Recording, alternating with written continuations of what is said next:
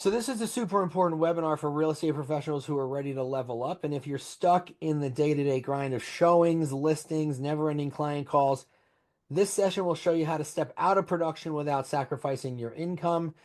We've got renowned coach Brian Icenhower here, who's been in the business for 35 years. He's owned market centers, he's been an agent, he's led teams, he's done it all. He's been in our footsteps and still is in our footsteps regularly.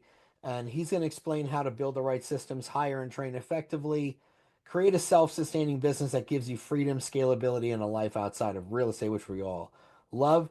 So it's time to go from operator to owner. So thanks for being here, Brian. I appreciate it. You bet, Nick. Happy to be here as always. Thank you. Hey, I have a question to start this off. What do you see the biggest issue or the biggest reason or the biggest pain point that agents have who run teams who want to step out of production, but they typically aren't doing that? What's going through their brain around why that might not be a good idea or why they might be afraid or what the main reason is that they decide not to do it? Okay. Yeah, I'll start by saying we deal with this a lot of our clients. Our coaching clientele is primarily based with real estate team leaders and real estate brokerage owners. We do coach solo agents, but that's probably not the best topic for them right now, although this is great to hear because you can see where you can go and it'll give you motivation. But the biggest problem they usually confront is, hey, they have this idea, hey, I want to grow my team or my brokerage big enough so that someday I'm getting enough production from all of the other agents so that I myself do not have to be consumer facing. I don't have to be showing property. I don't have to be listing property myself because there's not enough income coming into my organization where I can focus a little bit more on leading. And that's probably the biggest problem. And I can actually expand on that. I actually had something pulled up. I'll show you. It's a concept that we talk about with our clients a lot. And it's a concept I call, for lack of a better word, the death zone. And you can see this graphic at the top. You see this fellow up here all by himself in the top left corner. That's your rainmaker, your team leader. Okay.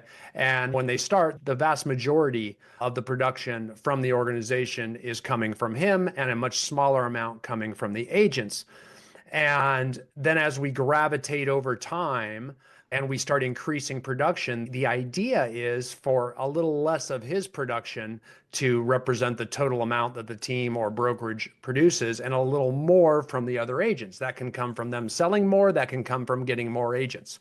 And then in the middle here, is where we typically get stuck. The gray shaded area in the middle, and depending if you're a team or a brokerage, that don't pay so much attention to the numbers and the millions because that can be very different depending on your price point and what type of organization you have. But in the middle, that's where most people get stuck in the death zone and they stall out. It's why most small teams don't make it. The turnover gets too high. The agents keep rifling through. They're not bringing in enough business themselves. And quite frankly, that's where most of our clients come to us. And our goal is to try to break them through that so that we get more and more production from the agents and less and ultimately none to step out from the actual rainmaker team leader themselves. So there's a lot of, we're going to jump ahead past a lot of those tactics and strategies for lack of time today and talk about how do we actually step out. If we have time later, I can go back into what I consider the key one, which is how do we get these agents producing and bringing in their own business and not being so reliant upon the business the team leader, the rainmaker provides them, because that's really the key. Even with teams that get up to 30, 40 agents, if all their agents are solely dependent on leads provided by the team, whatever type they may be, that's where they get stuck and that turnover starts to happen. Agents start to leave. You have to recruit more agents. The team leader, the rainmaker, still producing. So they don't really have time to recruit. So they start to hate recruiting. And that creates a lot of burnout. So people getting to the other side, I look at it like hot coals, and it's a lot of hot coals right now because we have a low sales volume market with low inventory and relatively higher rates. So what ends up happening is they start growing and then they get into that death zone and then they stall out and the coals get really hot on their feet and they start to forget why they were going, what was on the other side of the coals that they were moving to in the first place. And that's the hard part. They get there, they burn out, they say, oh no, this isn't for me. I want to start taking steps backwards. So a lot of people are taking steps backwards right now. Team agent counts are going down, brokerage agent counts are going down because they really don't see getting across the coals what's over there as a reality. They don't think they can step out of production anymore. They don't believe that can happen for whatever reason. Maybe it's this market, maybe it's this political environment, maybe it's the type of agents they have, maybe they don't see it working. I'm here to tell you it does work. We do it all the time with our clients. We've been doing it for years, if not decades. We've got tons of clients that have been able to step out through a team, a brokerage, a teamerage, whatever you want to call it. There's millions of ways to do it. And I've got recently, we've coached a lot of people through it, but we've got a system for it. There's a few other different ways you can certainly achieve this, but we've got a pretty good system to really structure the step out in a big way. The key first, though, and I will say this, is we must get our agents generating business from themselves and not solely reliant upon the team's leads. It's very hard to do to generate enough leads, enough motivation, enough buyer conversion to do it otherwise. And if everybody's completely dependent on the team for all their business, they will soon leave you, even though you think they should never leave you because you're giving them all their business. Trust me, there's a lot of historical proof around this. They will. Just understand, no one signed up when they got their real estate license to be a telemarketer. No one did. They all had this dream. Definitely, I get that they need to have their leads supplemented when they first start. But ultimately, most people want to build a database of people that just slowly come to them over time, like most team leaders and rainmakers have had happen. So if we don't enable them to do that and we aren't successful in how we do that, they're never going to be bringing business to the organization. They're going to be wholly dependent on the organization. And there's some really key points that I'm yet to see a client come into our company that was doing them. It's our secret sauce. And if we get time at the end, I'll explain how to increase agent production so that they're actually bringing business in to the team or brokerage that way and not wholly dependent on it. But that is a key factor. I got to throw that disclosure out there because you're not going to just get to this point without that happening, if that makes sense. You're muted, Nick. Oh, I muted myself and I forgot that I muted myself. That's okay. That makes total sense. Do you think that what's a reason why you should not step out of production? We got to have enough production to pay the bills, right? So if you are stepping out because you're just burnt out or something like that, we may have some work to do, some systems to put in place to make sure that you can. Stepping out of production prematurely is a huge problem. And stepping out of production just to do something else, I'm going to do loans right now, or I'm going to start putting up signs to do lower dollar per hour work, or I want to flip a couple houses. Quite frankly, doing that does not generate the same income as you could. Those are lower dollar per hour activities unless you can scale those activities. So you can step out if you're going to roll up your sleeves and build something that scales that you can quickly step out of. In fact, that's one of the best reasons to step out. But if you're going to a lower dollar producing activity than you have in real estate, which is hard to find, real estate's a very high dollar producing activity if your systems are in place. And that's what we're known for, systems. I'm not a big fan of one-off ideas that generate business. I really want to put an automated system in place that brings a steady flow of income so we can get out of the up-down roller coaster that real estate often is. Yeah, that makes a lot of sense. How about I skip ahead? I don't want to make do whatever you want to do. Okay, good. I want to do it because this takes a minute and this gets heady. And if you're not looking at a screen or something, this is going to be tough. Yeah, I hope you didn't think I'm was good with pictures. I like pictures. Good. Yeah, I don't want to just give magic pills that are really easy to digest, or I guarantee you they don't work. So I do want to show you something on my screen right now. And get close to your screens here because this is a lot. This is an example of how someone can step out of production and replace themselves. Okay. And don't pay so much attention to the numbers here because the numbers are actually completely movable. It's different price points, different structures, different commission splits, different everything. But for this example, we're going to assume it's a team, but this could easily be a brokerage the same way. If you want to step out of leadership of the brokerage, you can structure just about anything. You can structure property management this way, mortgage this way, any business really. We're showing one for a team right now. We've got them for everything, but again, the numbers don't make much sense. So if you get the gist of this, you should be able to do these on your own, to be honest with you.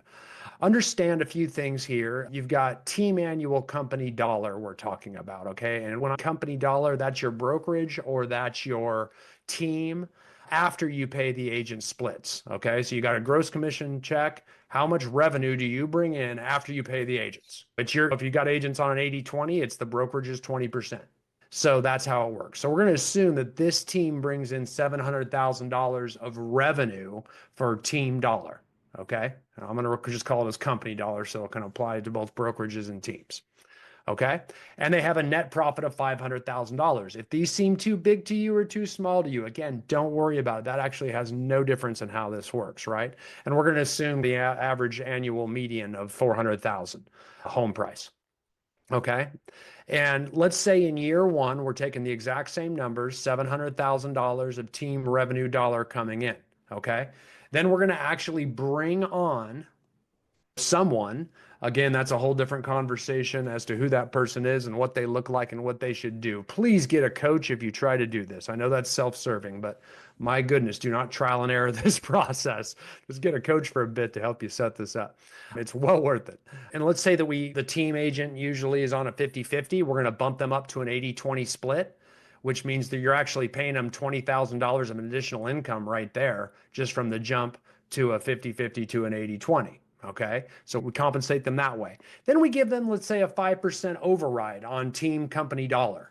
So everything that the agents are selling, they're getting 5% of that commission, just a little tiny chunk of the commission split. So if you got agents on a 50-50, let's say, again, the numbers don't matter so much here.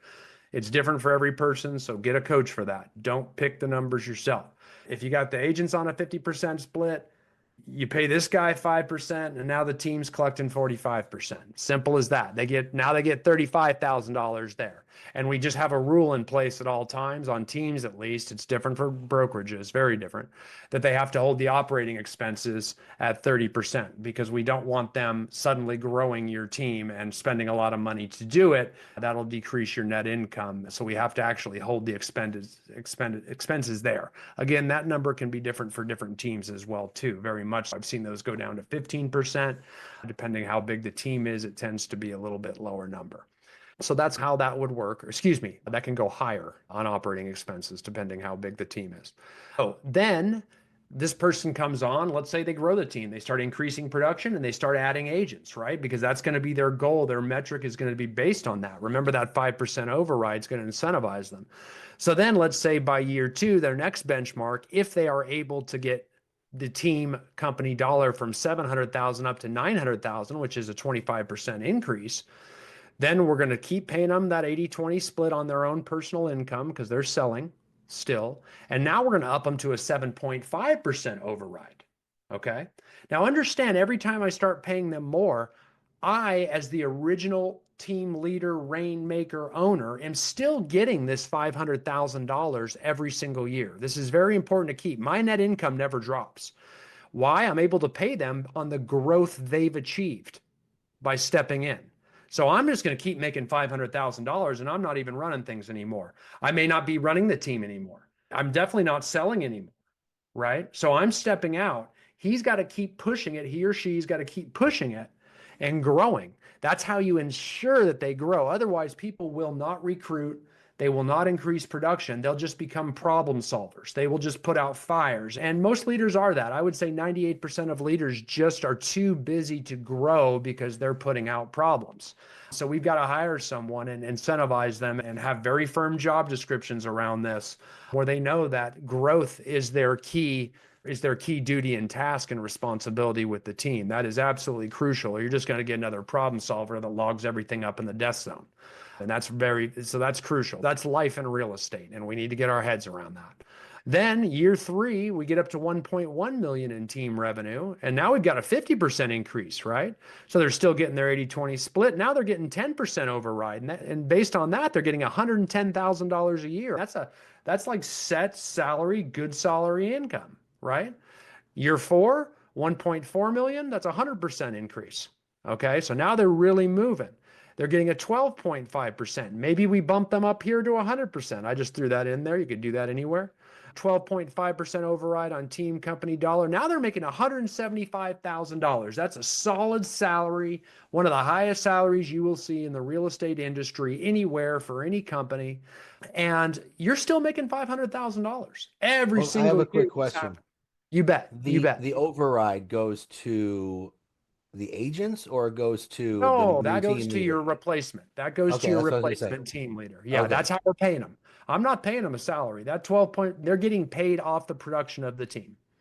And if they Okay. say they can grow it and they say they can increase it, which they all do up front, almost everybody says, oh, I can grow, I can recruit, I can produce. Let's see if you can and manage the team. And if it doesn't work out, like if they fall backwards, then we fall back into the compensation structure for that area, which can happen. The market can get in the Yeah. way of that. So they fall back and it's all clearly outlined. And then this is where it gets real cool. On year 5, we need to hold above that 1.4 million level for at least a year. And then they've got a choice, right?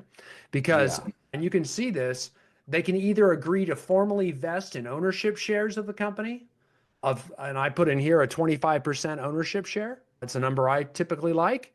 And they can get paid by true owner distribution. So if you've got an LLC or a S corp or whatever you got, partnership, they're going to fully vest. They're going to be an owner with you.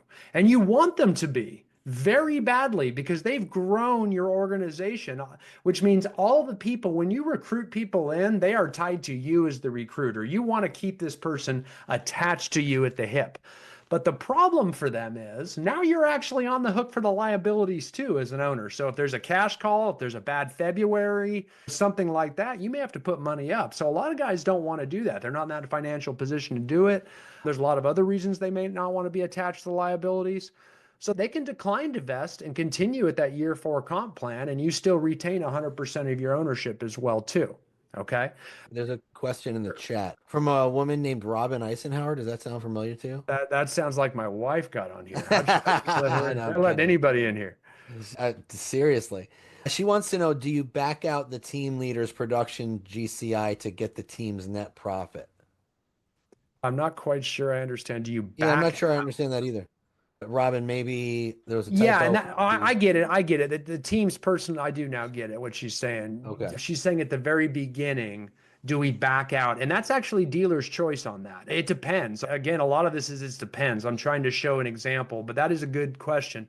I know better than to say otherwise. Because at the very beginning, we're talking, we definitely typically would not include the rainmaker's production in the override because the goal is to get the rainmaker out, right? So we want that Right. person out. If the rainmaker is already, depends how far out they are too. If they're still selling a whole lot of it, I'd always keep them out of the override.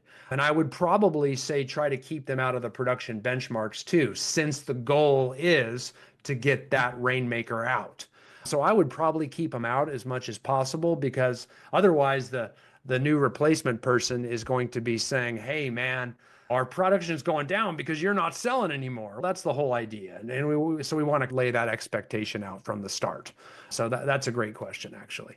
Probably should have said that up front. I know better than to not listen to my wife. Okay, so Uh-oh. now moving forward, down at the bottom, you can see this is where it gets really cool, right? Because now let's say they do vest, okay, and they are a 25% owner. We want to create the same path to growth for them, right?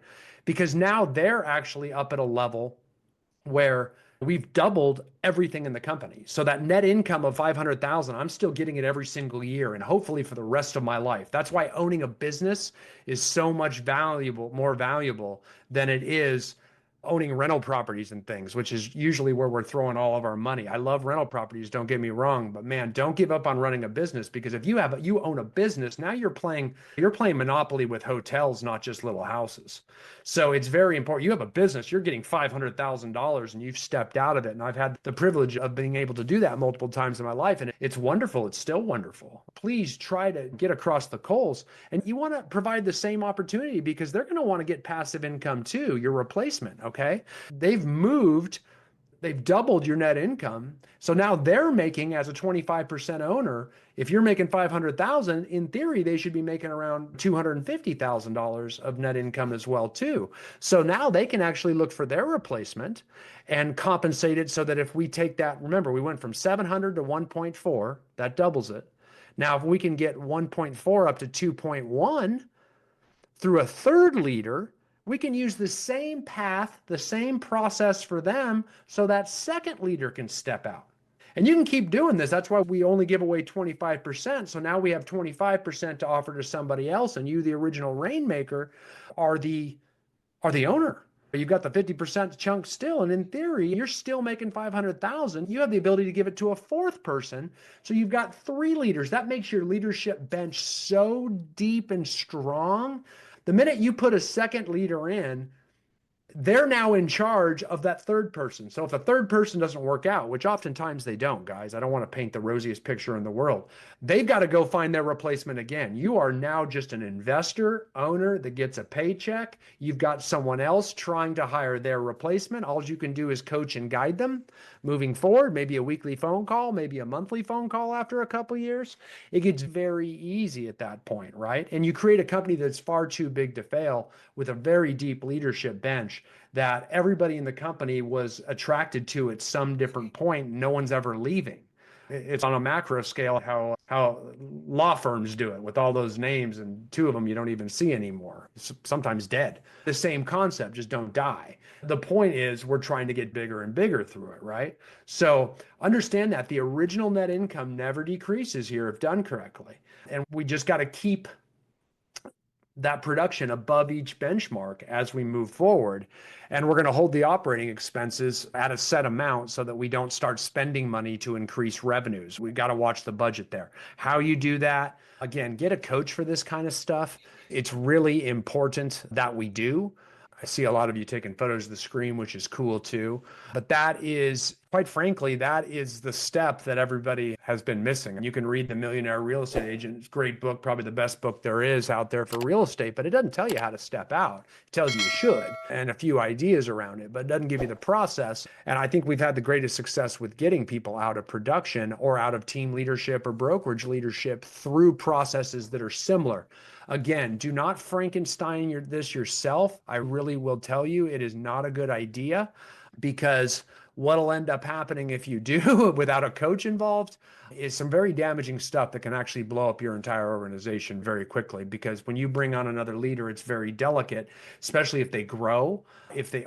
Because if they do, you're going to have a lot of agents that are going to be very attached to them and not you. So you need to know how to do that very delicately. And it's a little bit more than I'm going to go into on this, because I did promise you I'd get back to something here in a minute that I think is very important to get to this place as a leader, especially if you're stuck in the death zone, small teams, small brokerages. And death zones, small brokerages typically of 20, 30, 40 agents. That's usually a death zone for the leader, where that leader still has to sell.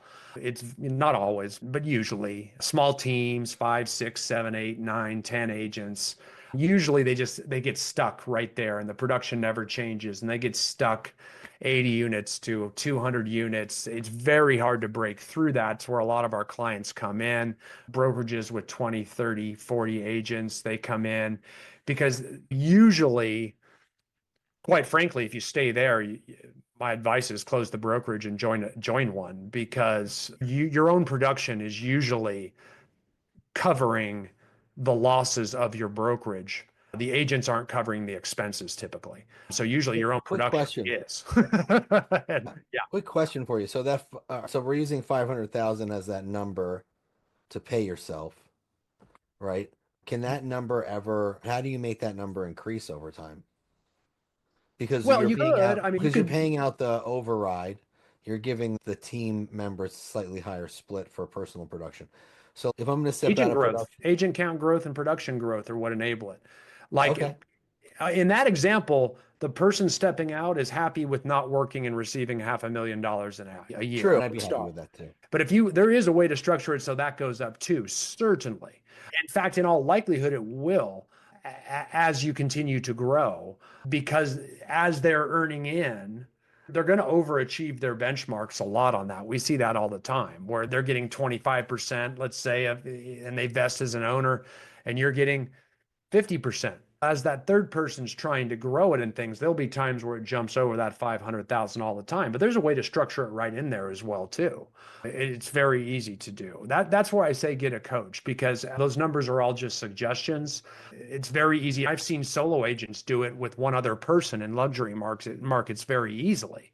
They've got a Mhm. set amount. They let someone, we've helped a lot of people retire that way just with one other person and maybe an admin or something.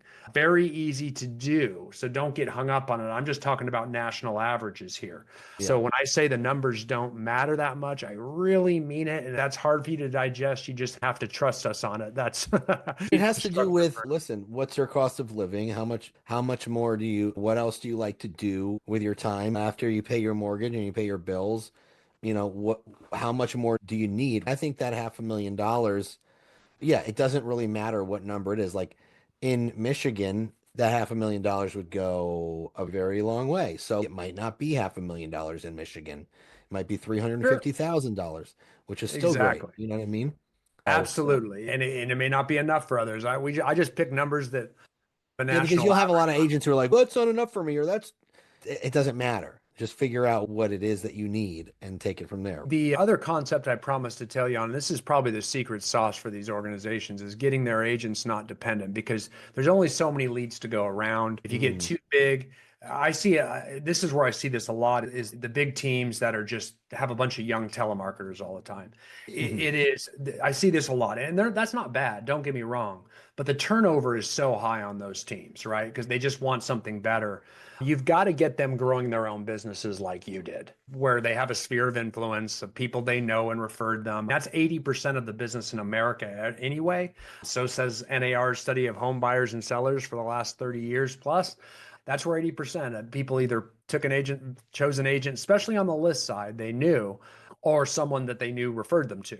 So it's very important we get them building their own businesses too. It's absolutely crucial. And there's a way to incentivize that I refer to as the matching standard. And basically what we do is it becomes our chief criteria for lead distribution. This primarily applies to teams, but if you have a team, typically what we try to do is we try to give leads to the agents on the team that are generating closings from their own spheres. And we try to stay ahead of them, AKA match them. So we're always trying to stay ahead of those agents rather than the agents that are just wholly dependent on leads. And I've seen this for decades, running so many and owning so many different brokerages. You'll see an agent leave a team, and then I couldn't believe it. They're selling 30 houses a year. Why'd you leave the team? And I'll ask the agent, because I want to keep them both on the same brokerage. I don't want either of them to leave me. I'll say, why'd you leave? I'm trying to smooth things over and explore. And they'll say, I got 30, I closed 30 transactions. I'll say, how many of those did you get from the team? And they'll say, none of them, maybe one of them. I'll be like, oh, okay, I can see. Why would you be paying a split if you're bringing in all the business and they're not giving you much else? Then I go Yeah. over to the team leader and I'd say, ask him the exact same question. Hey, I saw Janice left your team. And she closed 30 transactions, we're showing. How many of those did you provide to her versus she generated on her own? And they'll say, we provided all of them to her. So there's a complete disconnect. It's amazing how much agents don't know the difference between lead generation and lead conversion. But trust me, if you don't talk about that a lot and you don't incentivize your lead distribution and all compensations around that, they will forget. Because now Janice goes off on her own and she's got nothing to convert. That all the time. They start to think they're doing all the work, but they don't Yeah. understand the key is generating. That's where everything comes from, is all the effort and systems and money and time and relationships that have generated these leads in the first place. That's the hard part in this game. If you can lead generate, you're a golden goose in this industry. Almost, if you can recruit, you're even a bigger golden goose. But those are the highest dollar activities out there. So Yeah. we want to make sure they understand that. So on our dashboards and our scoreboards, we're always showing total production, and then we're breaking it down from their own sphere of influence versus leads provided by the team. And we're really rewarding those agents that produce a lot. And it solves almost every problem with teams, believe it or not, if we can put that in place. Imagine getting halfway through the year in June, and we're into June, and an agent has closed 17 transactions, and 10 of those were provided by the team, and only 7 of those came from their own sphere of influence. Okay. That's good matching right there. You're just staying ahead of them as a rainmaker, right? At that point, that agent, even if they're on a 50-50 split, would be crazy to leave because they're going to lose 65% of their net income right away. You see what I'm saying? Because we stayed ahead of them. And we can prove that. And we're constantly showing that and trying and encouraging them. And so you'll see that. And you can see not many agents can keep up with the team. It's a very small percentage. It's usually like 1 out of 10, 1 out of 15 on average. And if there is one that you can't, that is pushing you, that's when you say, okay, I'm going to take you off that 50-50. I'm going to put you on a 70-30, 75-25, 80-20. I really don't care about the numbers there, believe it or not. And I'm going to show, and I'm going to tell everybody about it. Like, this person earned their way out. And guess what? I'll keep growing at the bottom. As long as we're still growing to get across those hot coals to the other side, we'll be fine. I want them to stay on the team because usually they're on your team looking at your team as a stepping stone for them to go on their own. But if we can actually show that high producing agents are staying here, that will actually show them a path for growth within the team. I'm looking for everything I can to keep those agents, and I don't need to. So we got to stop looking at agents transactionally. Like, I don't make any money off that agent. You're thinking like an agent. You're not thinking like a business leader now. I don't need to make that much money off that person. That person makes me a lot of money, just not directly off their closings.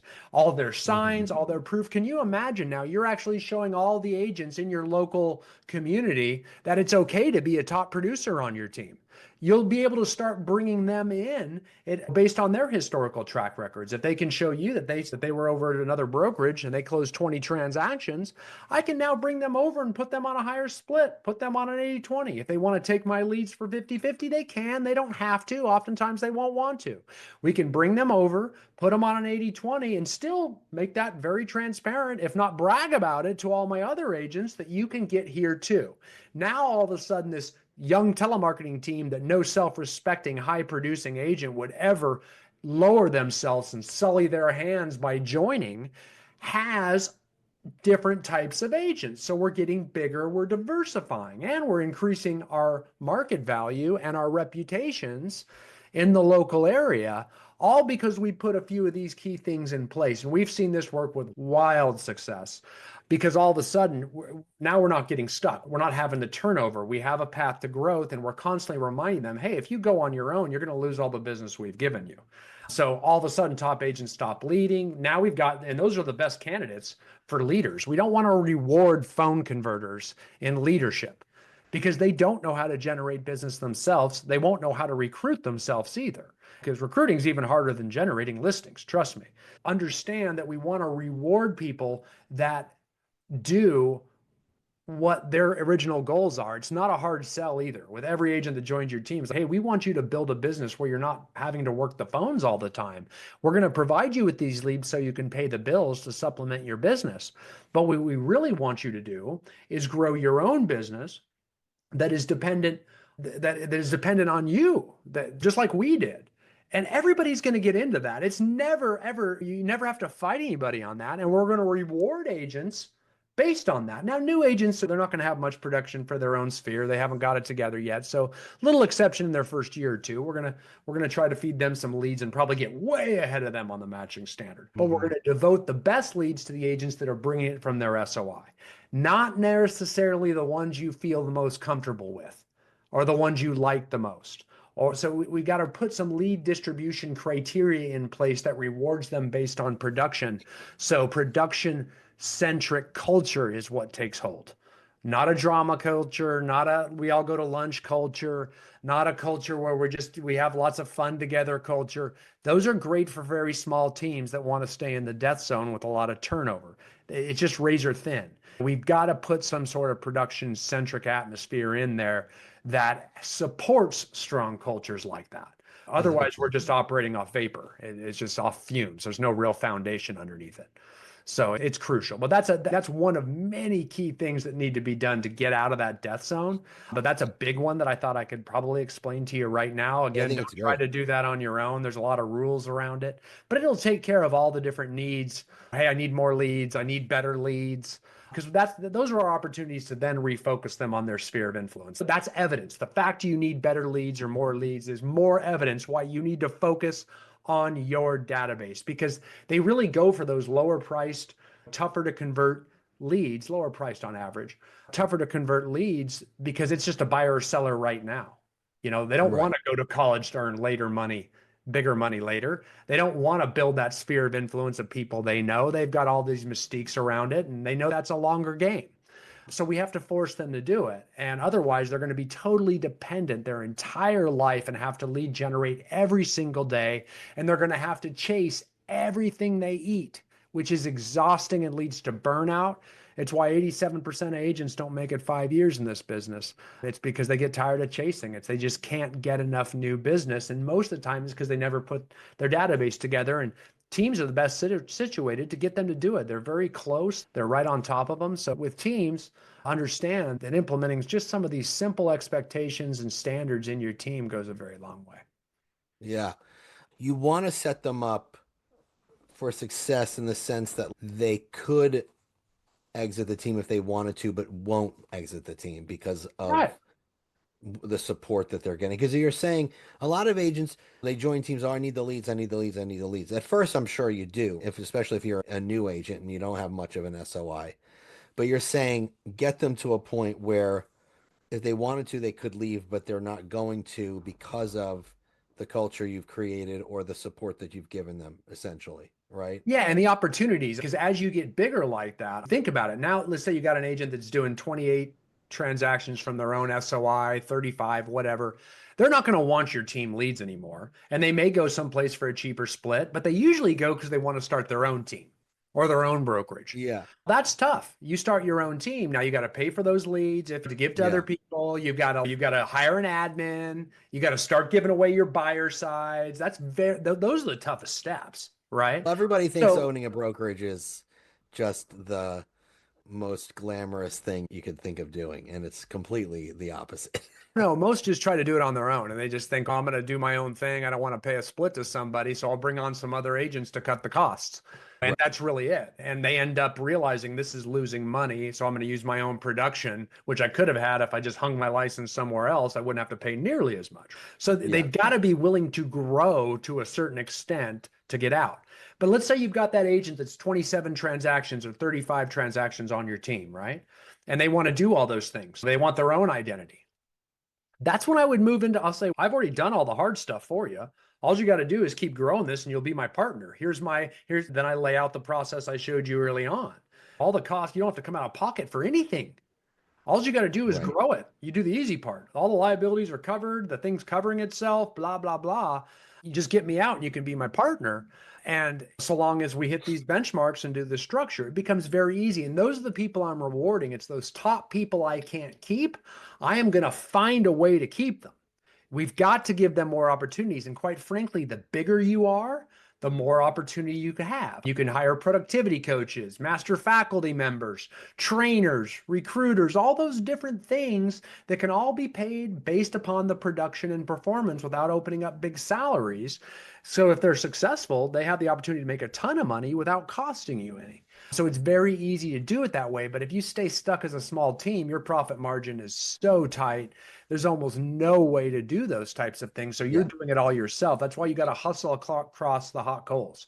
You got to move, and self-serving, getting a coach to get you across them fast is the way it always happens. So you don't get stuck in Yeah. that anti-growth situation for forever. Because that does leave a stagnant stigma like a listing that sits on the market too long. Trust me. It's a Yeah. reflection on your leadership. You've always said big teams are basically the future, right? Do you think it's the future right now, especially or because you said smaller teams, obviously it's going to be more difficult to step out of production. It's It's usually more difficult because it's usually more agent heavy. Usually the rainmaker's production is driving everything. So it's very you're hard to right, step out. exactly. We got to get I've the been agents talking to producing.